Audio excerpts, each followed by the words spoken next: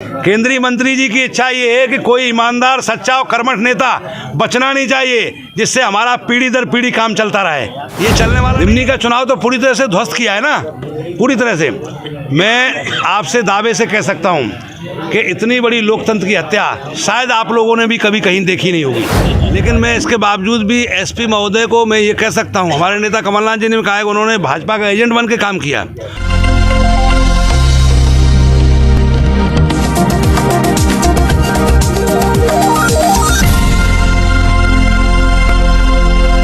केंद्रीय मंत्री नरेंद्र सिंह तोमर पर लगा रहा हूं कि उन्होंने अपने पद का रसूख का दुरुपयोग किया है इस चुनाव में। और शासन प्रशासन तो नदी की रेत की भांत है। जैसे नदी में जब चंद्रमा निकलता है तो ठंडा हो जाता है रेत, और सूर्य निकलता है तो गर्म हो जाता है। लेकिन मैं इसके बावजूद भी एसपी महोदय को मैं ये कह सकता हूँ, हमारे नेता कमलनाथ जी ने कहा है कि उन्होंने भाजपा का एजेंट बन के काम किया। और पूरे प्रशासन के ओवरऑल में कहूँ तो उसमें मैंने कलेक्टर महोदय से भी बात करी, अपराधियों के लिए बात करी कि आपने उनकी फाइल पर साइन कर, मैंने फाइल साइन करके भेज दी। जब थाने में बात करी तो थानेदार कह रहा है कि मैंने कलेक्टर के यहाँ भेज दी, एसपी के यहाँ भेज दी। तो ये क्या है? इससे क्या साबित होता है कि आप गलत लोगों को संरक्षण दे रहे हो चुनाव को प्रभावित करने के लिए।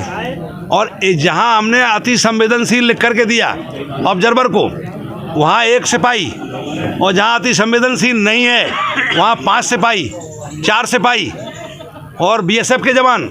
तो ये क्या है? मतलब कहीं ना कहीं केंद्रीय मंत्री के मन में जो भय, चुनाव हारने का डर, उसको लेकर के पूरे प्रशासन को हाईजैक करना, अपने पक्ष में काम करवाना और धनबल का दुरुपयोग करना, शक्ति का दुरुपयोग करना, ये लोकतंत्र की हत्या है। करी थी मैंने, और उसका रिकॉर्ड है हमारे पास। इसके बाद जिस दिन इलेक्शन हो रहा था उस दिन मैंने अलग अलग टाइम पे 20 से 25 कंप्लेंट दी यहाँ से, उनका रिकॉर्ड है हमारे पास।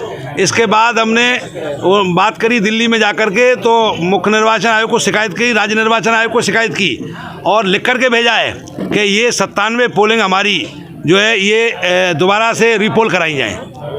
दिमनी का चुनाव तो पूरी तरह से ध्वस्त किया है ना, पूरी तरह से।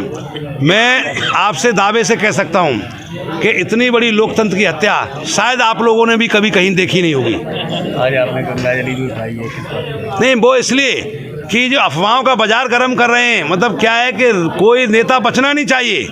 केंद्रीय मंत्री जी की इच्छा ये है कि कोई ईमानदार, सच्चा और कर्मठ नेता बचना नहीं चाहिए, जिससे हमारा पीढ़ी दर पीढ़ी काम चलता रहे। ये चलने वाला नहीं है। रविंद्र सिंह बिड़ौसा संघर्षशील आदमी है, ईमानदार है, सच्चा है, कर्मठ है, और उसको आसानी से डिगाया नहीं जा सकता। आप लोकतंत्र को हत्या करेंगे, लेकिन ये कब तक? समय सबका आता है। आज आप शक्ति का प्रदर्शन कर रहे हैं, लेकिन कल जब शक्ति नहीं बचेगी तब क्या करेंगे आप?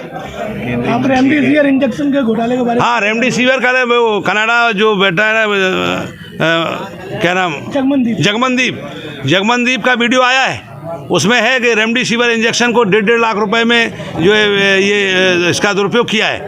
प्रेस को हाँ दे देंगे, प्रेस को दे देंगे आपको। और 10,000 करोड़ का ऑलरेडी उन्होंने पहले से कह दिया है कि 10,000 करोड़ का जो लेन देन हुआ है हवाला कांड जैसा है। तो वो सब चीज़ें क्या हैं? भ्रष्टाचारी को मतलब जो है भाजपा बचा रही है और उससे भ्रष्टाचार करवा रही है। ये है भाजपा का चरित्र, सामने आ गया है।